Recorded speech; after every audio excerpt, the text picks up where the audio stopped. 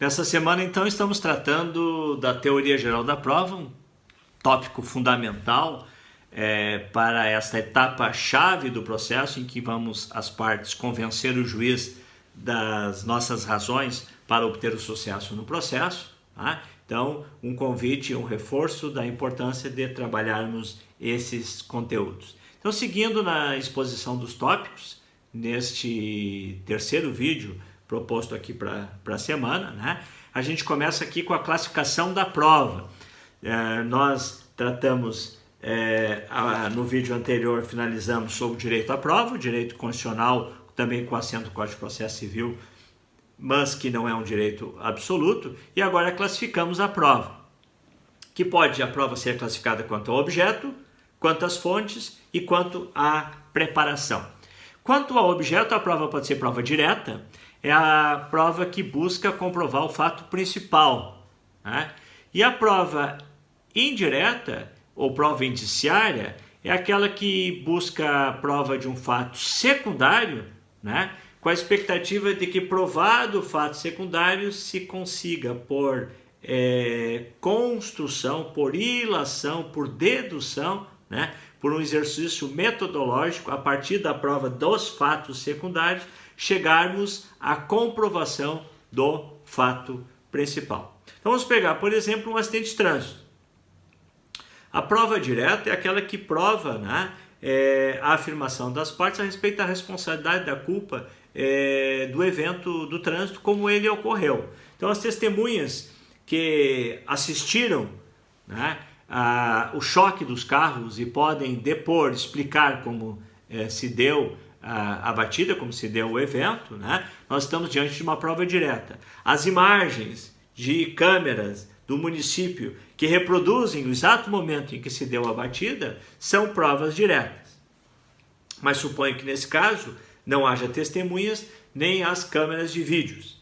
E o que se tem é a posição, uma foto da posição dos veículos, que a posição dos veículos após o abalroamento, como os veículos ficaram depois que se deu a batida, né? Trata-se de caso de uma prova indireta, não prova o fato principal, como se deu o evento, né? Mas a posição final dos carros depois da batida. A partir dela é possível se chegar à conclusão eventualmente de fatos principais, do fato principal propriamente dito, como que os veículos se chocaram, né? Dá para se intuir eventualmente a velocidade que o veículo 1 ou o veículo 2 estavam, né? Um outro exemplo é a foto ou a análise da marca dos pneus, né? A partir da frenagem na pista. Então, determinada metragem, né, distância da marca dos pneus na pista, é uma prova indireta que pode levar à conclusão da velocidade que empregavam os veículos e, por decorrência, a responsabilidade de A ou B pelo evento danoso. Tá? Então, prova direta e prova indireta, nem sempre é possível se ter a prova do fato principal. Com relação às fontes, as provas podem ser pessoais ou reais. Provas pessoais, aquelas que advêm, decorrem das pessoas, né?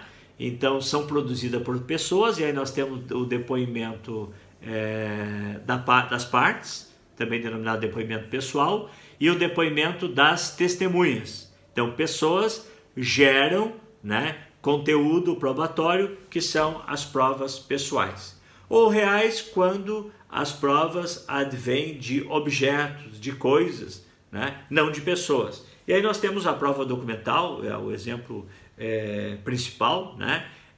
Os documentos, as escrituras, os recibos, os contratos, né? Mas também a perícia que faz o estudo sobre um objeto, que é um imóvel, uma casa, né? Que fazem sobre determinado bem móvel, um veículo, os danos que foram identificados no veículo. Aí a prova é uma prova real, porque a informação probatória decorre do objeto, da coisa. E terceiro mote de classificação diz respeito à preparação. Nesse caso, nós teremos as provas casuais e pré-constituídas. Provas pré-constituídas foram aquelas que são construídas, preparadas, planejadas com a intenção de poder servir como prova. Tá? Então, aí nós temos as escrituras, os documentos, os recibos, né? Eles são elaborados, construídos, essas provas, com a finalidade de atingir o seu objetivo, que é valer como prova, se necessário for. E as provas casuais, né? Eu posso escrever aqui, assisto um vídeo, alguém está falando, eu anoto aqui observações a respeito de uma fala, a respeito de uma experiência que eu estou tendo, que eu estou identificando, né? E sem nenhuma intenção. Mas depois esse relato pode vir a ser utilizado no processo para demonstrar como se deu aquele fato cuja percepção eu anotei. Uma fotografia, né? Alguém está passeando, viajando e tira fotos de uma paisagem, de uma casa, de um imóvel, de uma vista, de um local, né? Com a intenção de guardar para o seu álbum de memórias a lembrança daquela viagem. Mas esse vídeo ou essa foto pode reproduzir um fato que venha a ser objeto de disputa num processo. Tá? A foto ou o vídeo não foram produzidos com essa intenção, não foi pré-constituído para isso, mas terá um valor muito rico de prova. Então, prova quanto ao objeto, quanto a fontes e quanto à preparação. Prosseguindo a nossa fala na teoria geral da prova, objeto da prova. Né? O que é objeto? O que as partes têm que provar? Qual é o objeto da produção da prova pelas partes? Então, o que as partes provam, o que a gente já referiu no vídeo anterior, o objeto da prova são os fatos alegados pelas partes no processo. Tá? As partes fazem prova dos fatos. Artigo 369 do Código de Processo Civil. As partes têm o direito de empregar todos os meios legais, bem como os moralmente legítimos, ainda que não especificados neste Código, para provar a verdade dos fatos em que se funda o direito ou a defesa. Então, o objeto da tarefa probatória são os fatos provados pelas partes. A rigor, o direito não necessita ser provado, porque o juiz conhece o direito. Tá? A exceção nesse caso é a do artigo 376, que diz que a parte que alegar direito municipal, estadual, estrangeiro ou consuetudinário poderá ter que provar o teor desse dispositivo legal, se assim desejar o juiz. Então veja, o que é objeto da prova são fatos, o direito excepcionalmente, nessas hipóteses do artigo 376, quando o juiz determinar. Mas quais fatos são objetos de prova? Todos os fatos? Não. E aí, os 5 dedos numa mão, para a gente lembrar e ter bem presente esse tópico do objeto da prova, né? São objeto de prova os fatos pertinentes, os fatos relevantes, os fatos controvertidos, mas fatos que não sejam notórios e fatos que não estejam submetidos à presunção legal. Então, fatos pertinentes são aqueles que dizem respeito ao litígio. De modo que, se o juiz percebe que as partes propõem a produção de uma prova, de fato, que não tem nada a ver com o objeto do processo, o juiz está autorizado a indeferir aquela prova, porque ela é impertinente. Prova relevante é aquela que permite esclarecer o objeto litigioso. Se mesmo que tenha a ver com a natureza do litígio, a prova que a parte quer produzir não guarda relação com o processo, não permite produzir a prova porque ela é ineficaz, o juiz pode indeferir aquela prova. É um exemplo que me ocorre trazer aqui, em que num acidente de trânsito, em que se alega lá um problema da estrada, 3, 4 anos depois, quando o processo foi ajuizado e chega à fase probatória, as partes requerem uma inspeção judicial ou uma perícia lá na estrada para provar o problema, o defeito daquela via, né? Pergunto, 3, 4 anos depois, será que a estrada mantém a mesma realidade que tinha quando o acidente aconteceu? Seria possível afirmar que os danos da via, como alegou o autor, que havia 3, 4 anos antes, se mantém? Então é um caso típico, um exemplo típico de prova irrelevante. Não há como 3, 4 anos depois se assegurar uma realidade passada a partir das condições da estrada. A estrada pode ter mais danos, porque não houve manutenção.